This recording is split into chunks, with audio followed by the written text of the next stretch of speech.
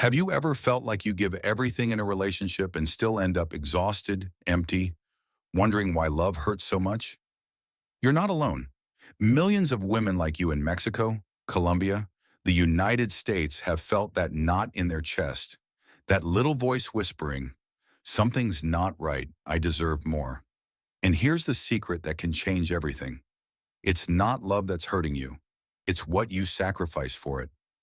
Carl Jung, the genius who explored the deepest corners of the human soul, left us a golden rule to stop suffering for love, to boost your self-esteem and dignity. It starts with listening to what lives inside you. Today, in this video, you're not just going to discover how to do it, you're going to take away practical tools to transform your relationships, and above all, the most important one, the one you have with yourself. So stay until the end, because this isn't just a message, it's a personal revolution that starts now. Jung discovered something that might sound simple but is brutally powerful. Inside each of us, there's a hidden world, a place he called the unconscious. It's not just a bunch of forgotten thoughts. It's a living force that holds your fears, your dreams, and, most importantly, your truth. You know that feeling when you meet someone and everything seems perfect at first? The butterflies, the promises, the late-night messages. But then over time, something starts to feel off. Maybe he ignores you when you need him most, or you find yourself saying yes when you really want to scream no. That discomfort isn't a coincidence. It's your unconscious speaking. Jung said this inner dialogue between what you think, your consciousness, and what you feel deep down, your unconscious, is the key to living an authentic life. But what happens when you ignore it? You disconnect from yourself, and that's when love turns into suffering. Think about it for a second. How many times have you felt a relationship rob you of your peace? Imagine Alejandra, a 32-year-old woman in Bogota. She's been with her partner for 3 years, a man who seems charming to others but constantly criticizes her in private. "Don't be so sensitive," he says when she speaks up. At first, Alejandra thought it was her fault, that she needed to try harder to keep him happy. But every day she felt smaller, more lost. Sound familiar? Jung would say Alejandra isn't listening to her shadow, that part of her that holds her dignity, her strength, and is screaming to break free. The shadow for Jung is everything we hide or deny, the anger we don't express, the need to be seen, the worth we're afraid to claim. And when we ignore it, it sneaks into our lives in ways we don't expect. Here's a pause to reflect. What are you ignoring right now? Is there someone in your life making you feel less than you are? Don't answer yet. Just let it sink in. Jung taught us that the shadow isn't your enemy. It's a teacher. But if you suppress it, it becomes a weight you carry in silence. And in love, that weight can be devastating. How many times have you stayed in a relationship because you've already invested too much time, or because you're scared to be alone? That's the trap of the modern world. We've been sold the idea that love has to hurt, that suffering is normal. But Jung would say no, suffering isn't love, it's disconnection. And the good news? You can change it. The first step is recognizing that your energy is sacred. Yes, sacred.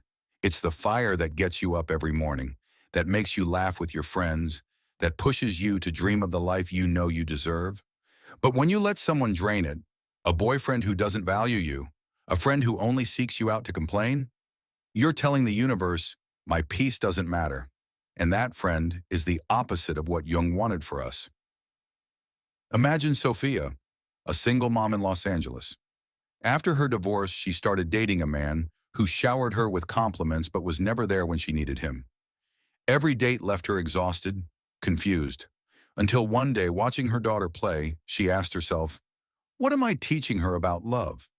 That's when she decided to protect her energy, and something magical happened. She started feeling stronger, more herself. So here's a practical action, something you can do today. Make a list of the people around you. Ask yourself, who fills me with light and who dims me?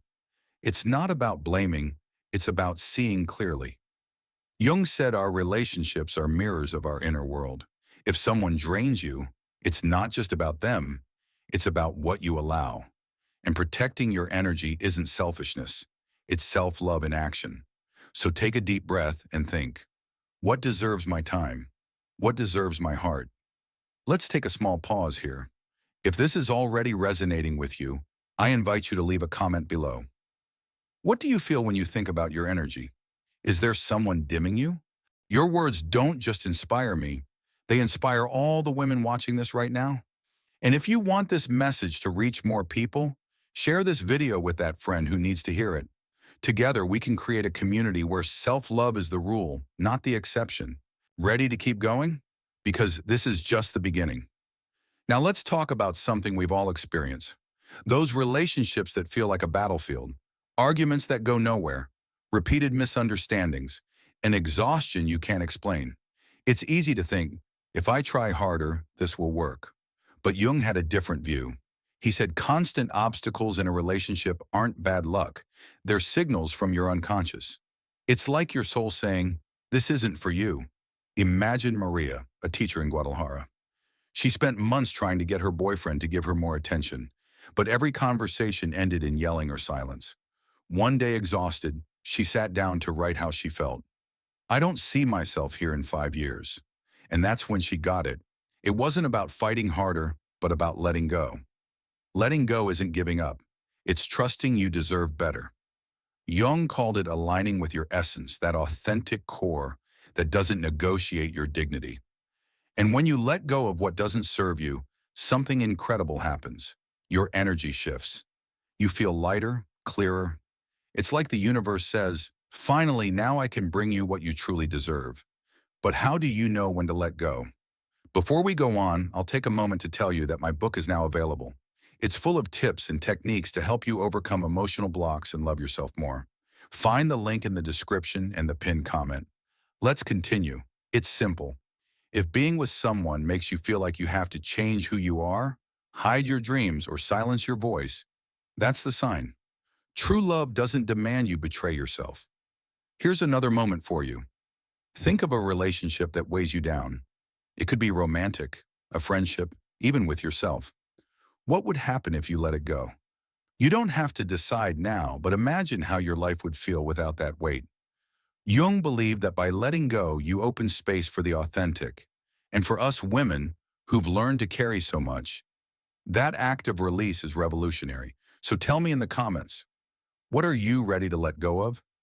And if this is stirring something in you, don't forget to give it a like and share it.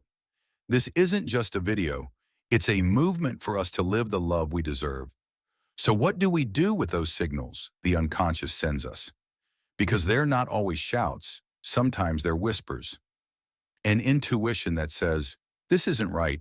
A weird dream you can't shake. A feeling you can't explain. Jung said the unconscious doesn't speak in words, but in symbols and emotions. And if you don't listen, it gets louder. A knot in your stomach, a sadness you don't understand. But when you start paying attention, everything changes. You realize you're not crazy, you're not overreacting, you're waking up. For example, think of Carla, a designer in Miami. For years, she felt her marriage was suffocating her, but she justified it.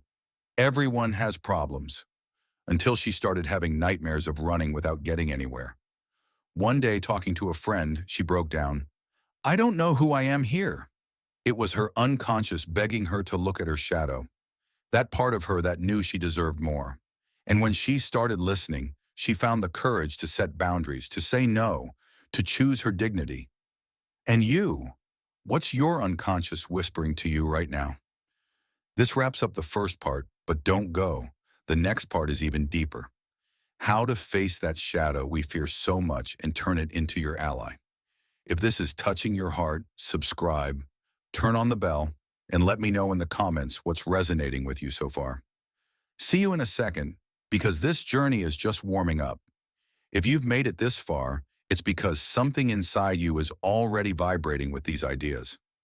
We just talked about how your unconscious sends you signals to protect your dignity, to guide you toward a love that doesn't make you suffer. But now we're going deeper because Carl Jung didn't just want us to hear those signals. He wanted us to face them. So take a deep breath, because this is going to be intense.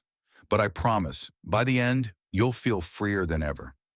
The shadow, as Jung called it, isn't something dark or bad in the way we think. It's everything we deny about ourselves. The anger we hold back because women don't get mad, the desire to shine we dim to not bother anyone, the strength we suppress because we were taught to be sweet all the time. But here's the twist. The shadow also holds your power. Imagine Laura, an accountant in Medellin. For years, she swallowed her frustration in a relationship where her partner made her feel invisible. I don't want to seem selfish, she told herself. But one day she exploded, yelled, cried, and for the first time in ages, felt alive. That outburst wasn't a mistake. It was her shadow saying, "Enough, you're worth it." Has that happened to you? That moment when something inside rebels because you can't keep pretending? Jung would say you're not losing control. You're starting to integrate because the shadow doesn't vanish when you ignore it. On the contrary, it grows stronger, sneaking into your fights, those times you get mad out of nowhere, or how you're drawn to people who seem to reflect what you won't face in yourself. For example, have you noticed you always end up with someone who throws you off in the same way? It's not a coincidence. It's your shadow begging you to look at it. Let's pause here to feel it. What part of you have you been suppressing? Maybe it's that voice that wants to say no without guilt, or that dream you put on hold because it's not the time. Jung said integrating the shadow isn't easy, but it's liberating. And for us women who've learned to carry the world on our shoulders, this is a gift.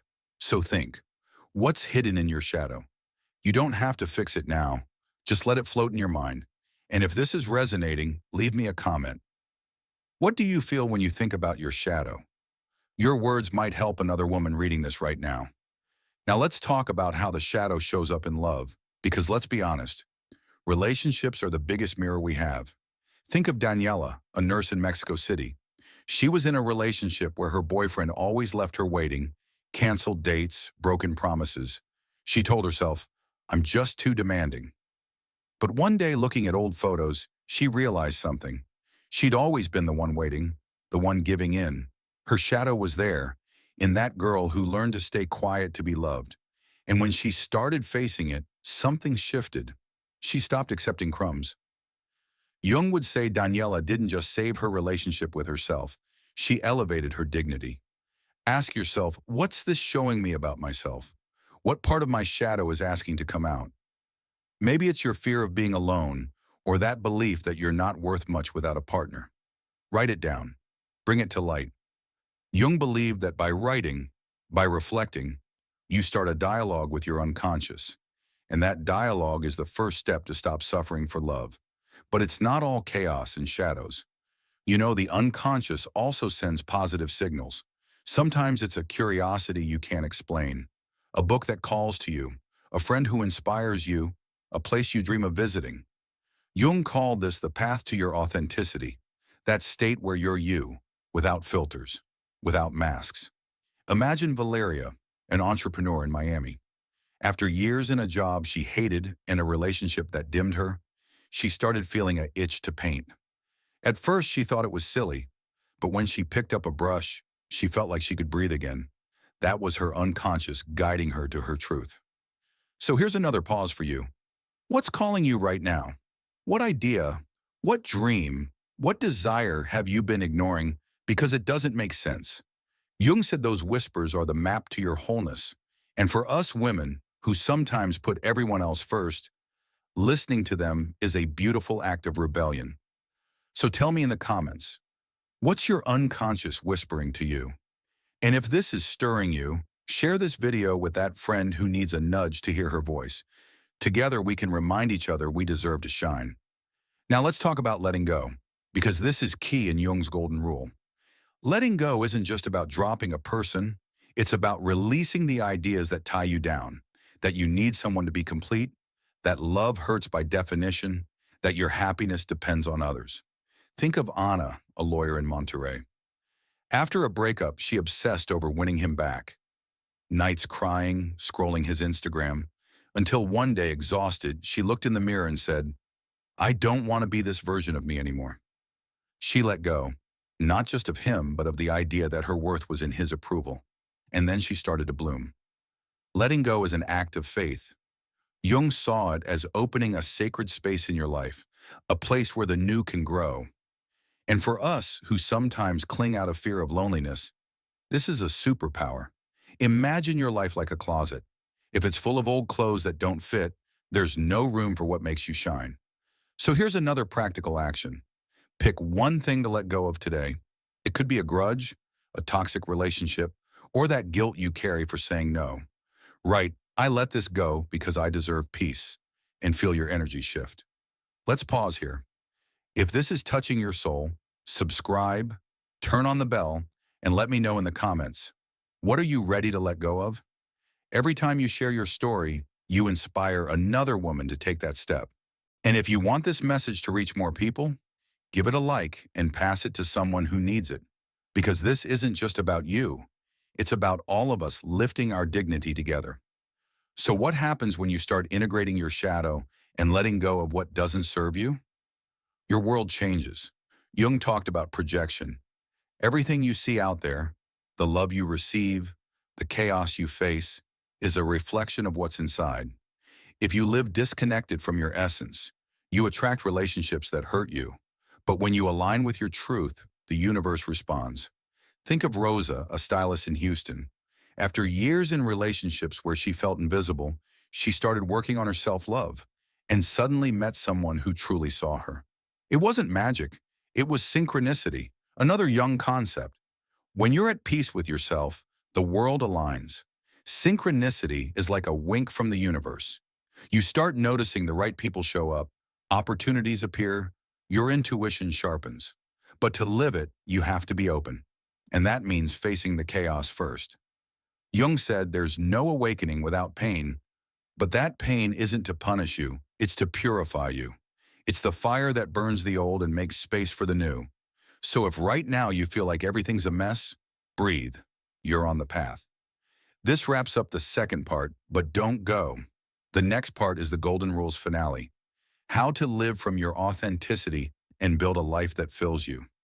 If this is moving you, leave me a comment and share this video. See you in a moment for the final stretch. We've reached the heart of this journey together.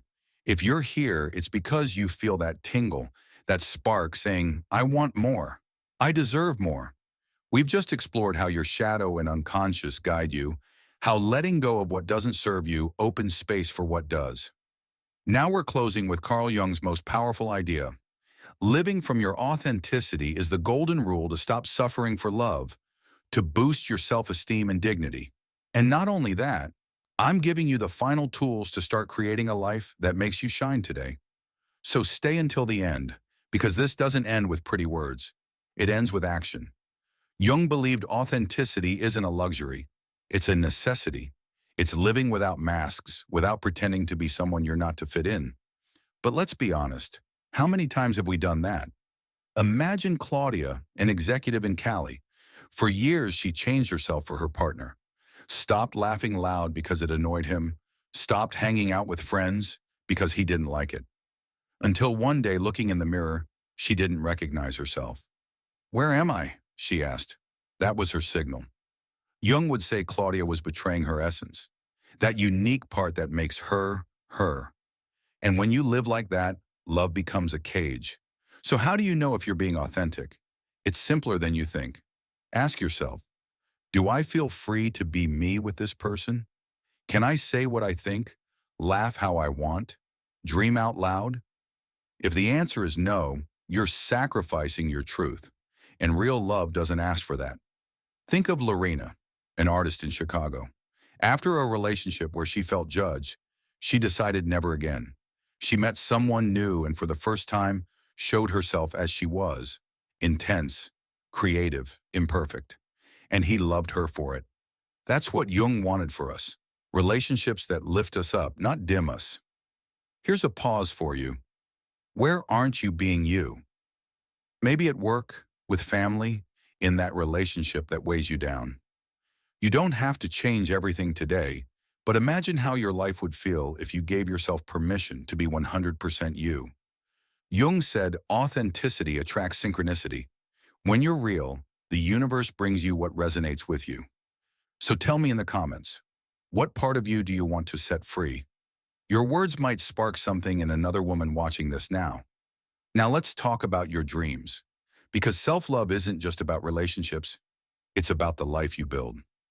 Jung believed our goals, those ideas that excite us, are the language of our unconscious. But what happens when the people around you shut them down? Imagine Teresa, a mom in Tijuana. She always wanted to open a bakery, but her ex said, "That's not realistic." Over time, she stopped talking about it. Until after splitting up, she took a baking class. Today, she has a small business, hers. That's authenticity in action, choosing your dreams over others' doubts. Here's a practical tool. Write down a dream you've put on pause. It doesn't matter if it seems impossible. Ask yourself, what's stopping me? Then take one small step toward it. Maybe look up a course, tell a friend, or just imagine it in detail. Jung said, when you align with your purpose, you attract the right people. And for us women who sometimes put our dreams second, this is a radical act of love. Let's pause here. If this is inspiring you, subscribe, turn on the bell, and leave me a comment. What dream do you want to rescue? Every time you share, you don't just commit to yourself, you motivate others to take that step. And if you want this message to reach more women, give it a like and pass it to that friend who needs a push. Together, we can be a force of change. So what happens when you live from your authenticity? The chaos calms. Jung said emotional chaos, those roller coasters we all know, is a sign something's misaligned. But when you face your shadow, listen to your intuition, and choose your truth, you find peace. It's not that problems vanish, it's that you change. Think of Julia, a teacher in Bogota. After years feeling trapped in an unhappy marriage, she started meditating, writing, reconnecting with herself. And though it wasn't all easy, she says, "For the first time, I feel like I'm living my life, not someone else's." Chaos isn't the enemy, it's the teacher. Jung saw it as the start of order. So if you feel like everything's upside down right now, a breakup, a fight, a doubt, breathe. You're in a transformation process. And here's another practical action. The next time you feel overwhelmed, stop. Put your hand on your heart and say, "I'm here. I'm going to be okay." It's simple, but it tells your unconscious you're ready to heal. Now let's close with something big. The universe responds to your energy. Jung called it projection. What you give, you get. If you stay in relationships that hurt you, you attract more pain. But if you choose your dignity, your light, your authenticity, you attract real love. Think of all the women who've changed their lives with this. Alejandra, Sophia, Carla. They're not different from you. They just decided to listen, let go, and be themselves. And you can too. Here's a quick summary. Jung's golden rule to stop suffering for love is this. Boost your self-esteem by facing your shadow, protect your energy by letting go of what doesn't serve you, and live from your authenticity every day. It's not magic, it's inner work that transforms everything else. So today, I invite you to take a step. Write what you'll let go of, what you'll embrace, and start. Because the world needs your light, and you deserve to feel it.